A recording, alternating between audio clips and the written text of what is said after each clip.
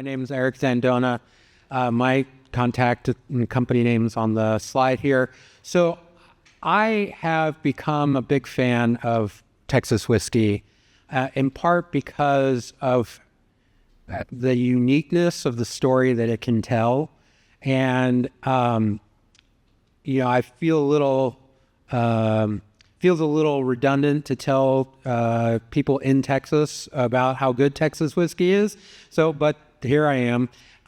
And so I just wanted to share a small selection of whiskeys that are produced or aged here in the state. And one of the things that I think is very unique about Texas is its intense aging environment, and that you're able to extract so much flavors and get so much maturity out of the whiskey in what's generally considered a relatively short amount of time. And so that, I think, has a really interesting effect on the whiskey and creates some really great opportunities for flavors.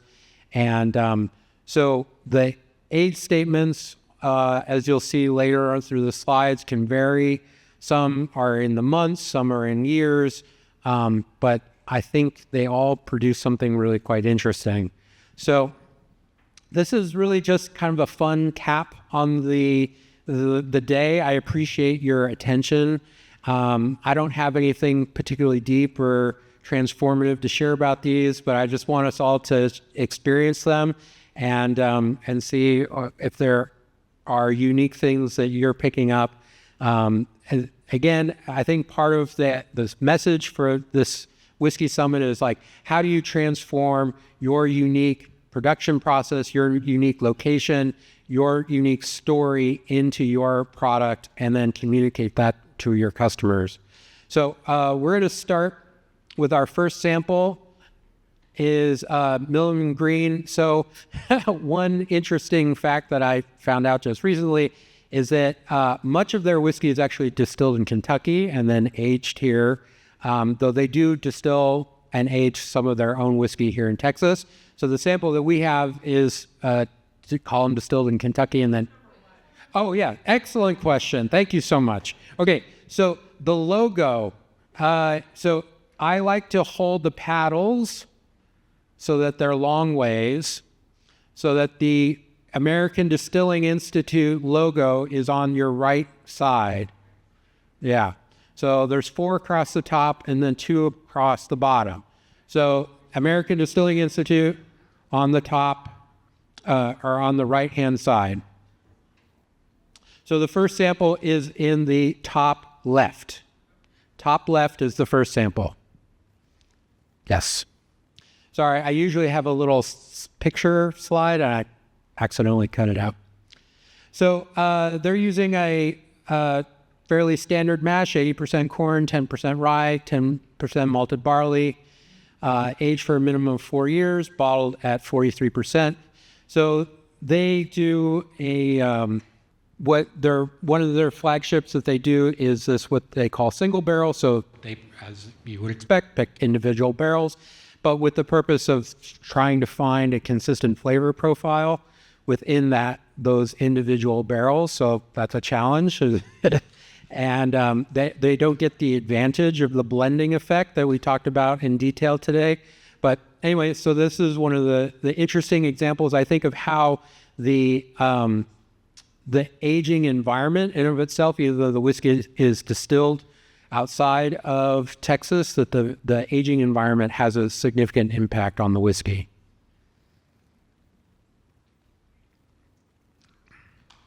So any thoughts about this? What, in terms of flavors people are getting that they like about it? Earthy? Dusty corn? Get a nice cinnamon character. It's got 43%. You definitely, the spirit impact is there on the palate, but also first spirit of the day. So anything else? Hay? Yeah. Still a nice sweetness. There's some like sweet fruits, dark fruits in there. Anyway, I think this is a really enjoyable whiskey. It's a really nice sort of example of a bourbon that's being aged here. All right, next We have number 2. So again, on the top row, so this is the second from the top left, Samuel Maverick. So a little bit more rye content in this one, 72% corn, 18% rye, pot still. So here, minimum age is 2 years, and has slight increase in the ABV, just 44%. So definitely, I would say there's a bit more youth to this whiskey that you can get from the flavor profile. There's some nuttiness that's still underlying that.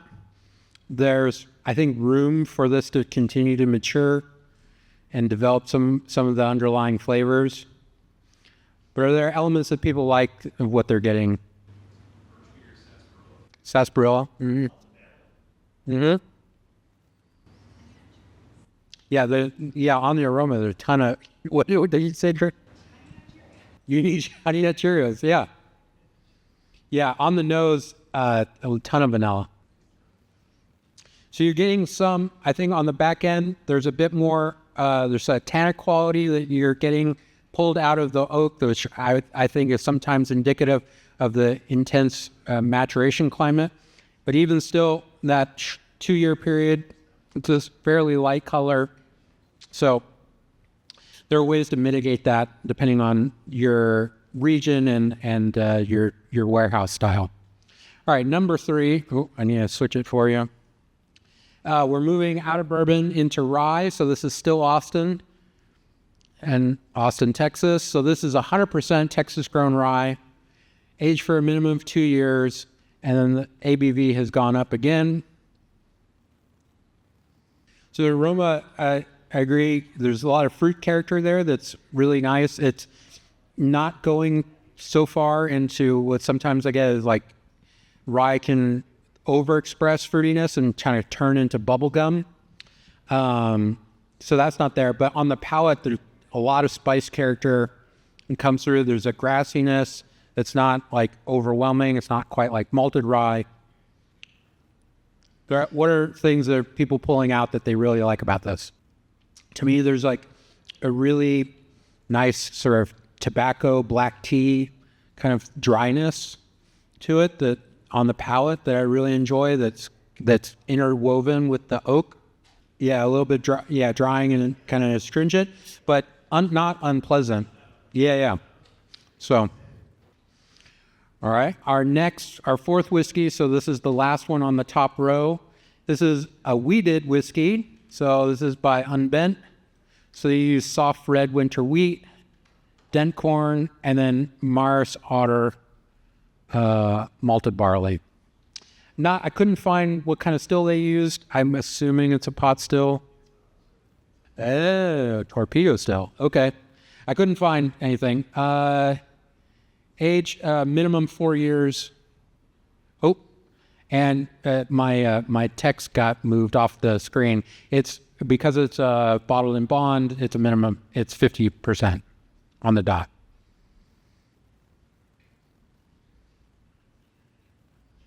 Get almost like a cream of wheat on the aroma. Yeah. Popcorn? Yeah. Raspberry fruitiness. On the palate, dryness kind of comes through. There's dry chocolate almost. What else do people like about this? Cinnamon? Definitely has personality, I can tell you that. All right. So the last 2 whiskeys on the bottom row we're going to move into Texas Single Malt. So this is a triple distilled single malt. So the idea behind this whiskey, according to the distiller, was that they wanted to sort of mimic a Irish style single malt. So this was why they chose to do a triple distillation. This is aged for a minimum of 3 years, and it's bottled at 50%. So I think this is a one approach that I think is kind of interesting for them because, again, a way to sort of work with the unique aging environment that they have, choosing to go for a triple distillate creating a lighter profile before it goes into the barrel gives the whiskey a little bit more space and in that time to kind of evolve and develop. Any flavors popping out that people enjoy? Yeah, there's a touch of smoke in there. They have a much more intense smoke character whiskey. It's a different product. I had forgotten how much smoke character this one had. But this is one thing that I've noticed, and Emma may agree with me, maybe not, that smoked malts, I think, can do well at younger ages than sometimes unsmoked malts. So with unsmoked malts, you can get a little bit more of that unpleasant youthfulness coming through, but a little bit of smoke character with younger malts can kind of cover over some of the rough patches, and you kind of evens out some of the flavor profile a little bit, so you don't notice as many of the kind of roughness that can be underlying. The malt character comes through. There's a light smoke character. It's not overwhelming. Some fruitiness. The oak is obviously there. So really, I think, really pleasant whiskey. Anything anybody else would like to add? All right. Yes, David. Yeah, nice balance and integrate. What's that? Finessed. Yeah. I think they did a great job with this. All right, and then our last product is Balcones Texas No. 1. So this is our strongest whiskey. So the back label says minimum 24 months, but the website says 4 years. Yeah, but it is still true that it's a minimum 24 months, even though it's more like 48. Yeah. So anyway, I just wanted to be accurate as I was putting it, but I just wanted to, so 4 years. This is, I think, the oldest of the batch that we have. It's also the highest ABV. And here, one of the unique things that Balcones chose to do was this, for this whiskey in particular, is use 100% Scottish malt, and of course, pot still. Were any flavors that are popping out that people really enjoy? Caramel, nice mouthfeel, yes. What's that?